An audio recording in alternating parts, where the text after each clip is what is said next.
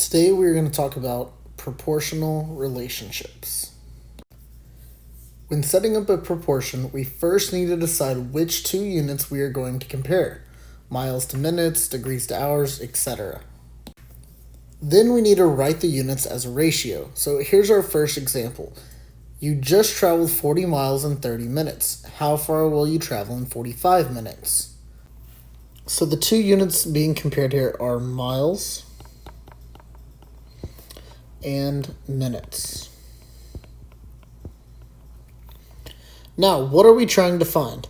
We are trying to find how far in 45 minutes.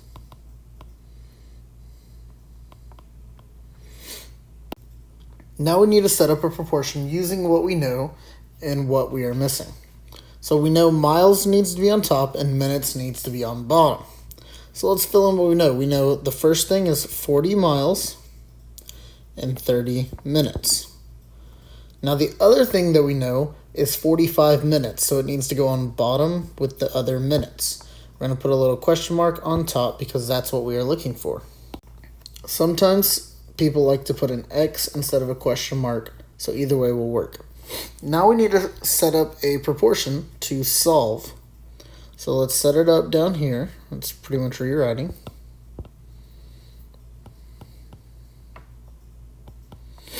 Now it says we need to cross multiply. So what we do when we cross multiply is we go across. So we do 45 times 40.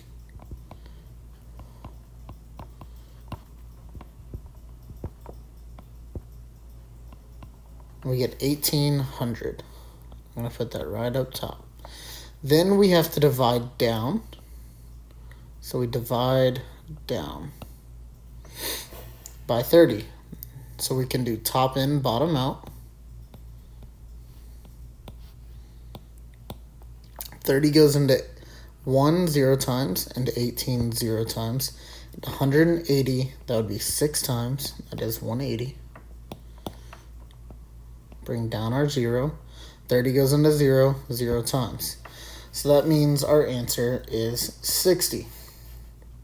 So that tells us that we can go 60 miles in 45 minutes. Now, down here in the bottom, we see don't forget to check your proportion by cross multiplying. So the way we do that is kind of like we did right here. We cross multiply. They should end up being the same thing. So we already know that 45 times 40 is 1,800. But now we need to try 30 times our answer here. 30 times 60, we should end up getting the same thing. So let's try it. 30 times 60, and we do get 1,800. So that tells us that our answer is correct. So here's our next example. 12 gallons of gas costs $30.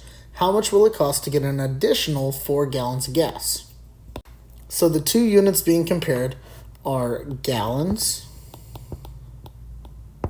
and dollars. Now what are we trying to find? We're trying to find how much for 4 gallons. Now we need to set up our proportion. Now, like I said earlier, some people like to put a question mark here and some people like to put an X, but I always like mine to be in the top right-hand corner. So what that tells us is that's the number we are looking for. Since we are looking for how much, that's meaning money. So our money needs to be on top, so these line up right here. So from there we can fill in the rest. Gallons would go below that. Then we fill in what we know. We have 12 gallons. We have $30. We have 4 additional gallons for we don't know how much. So our next step is to cross multiply. So we cross multiply here. We get 4 times 30. When we do that, we get 120. So I like to put it up here. And then we divide down. 120 divided by 12, top in, bottom out. 12 goes into 12 once. Bring down the 0. 12 goes into 0, 0 times, and we get 10. So that tells us that it is $10 for an extra 4 gallons. Now, don't forget, we need to cross multiply to check and see if our answer is correct. So we did 4 times 30 already right here, and that got us 120 up in the corner. Now we need to try it the other way. 12 times our answer of 10. So we get 12 times 10. And we get 120 as well. So we can tell that $10 is our answer. Now on to our last example. Blair can make 6 dozen cupcakes in 2 hours. How many dozen cupcakes can she make if she has 4.5 hours to bake today? So we need to write what we're comparing. We are comparing a dozen cupcakes. I'm going to put CC. And hours. Now we are looking for how many dozen cupcakes. So now we need to set up our proportion. Remember, I always like to have the question mark or the X up top. Since that is how many dozen cupcakes, we got the dozen cupcakes on top. That means the hours are down below. Now we can fill in what we know. We got 6 dozen cupcakes in 2 hours. We don't know how many cupcakes in 4.5 hours. Now we need to move on to our last step, cross multiply. So we got 4.5 times by 6. 6 times 5 is 30. 6 times 4 is 24, plus 3 is 27.